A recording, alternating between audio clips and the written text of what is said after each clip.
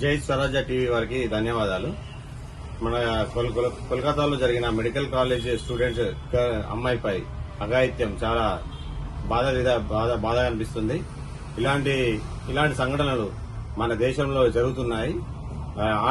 ఆడ స్త్రీలకి ఒక డాక్టర్ అయి ఉండి డాక్టర్కే రక్షణ లేనప్పుడు మన దేశం ఎటుపోతుంది, మనం ఎటుపోతున్నాం.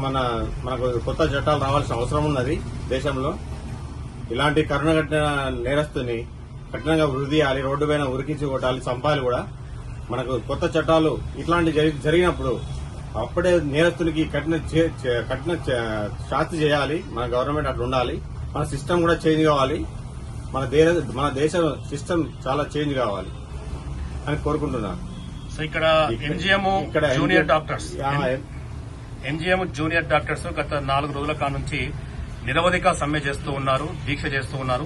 ఈ రోజు కూడా వరంగల్ ఓసిటీలో ఒక మహా నిరసనకు వాళ్ళు ముందుకు పోతున్నారు. సో దీనిపై ఒక సీనియర్ ఫార్మసిస్ట్ గా మీరేమంటారు? ఇది కూడా గొప్ప విషయమే. మన స్త్రీ జాతి వాళ్ళు కూడా మన స్టూడెంట్స్ కోసం వాళ్ళ కోసం చేయడం, వాళ్ళు నిరసన వ్యక్తం చేయడం కూడా చాలా శుభసూచకం. దీనికి మన జూనియర్ డాక్టర్లకు కూడా 4 రోజుల నుంచి నిరవధిక సమ్మె చేస్తున్నారు. ఇక్కడ చూస్తున్నాం ఇవాళ ఓసిటీలో. ఇప్పుడు మన షాప్ ముందు నుండి ఒక ఫార్మసిస్ట్ గా చూసి నేనే బాధపడుతున్నా. వాళ్ళు ఇంతమంది రోడ్డు మీదకి ఎక్కి ధర్నా చేస్తున్నారు మన యువత కోసం.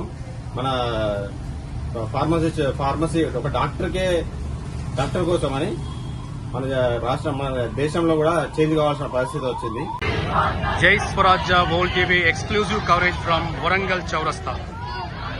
జూనియర్ డాక్టర్ పై జరిగిన అత్యాచారానికి వ్యతిరేకంగా బగ్గుమంటున్న ఇండియన్ మెడికల్ అసోసియేషన్ నిరసనగా ఈరోజు భారతదేశ వ్యాప్తంగా IMA Indian Medical Association 24 hours bandh call ఇవ్వడం జరిగింది.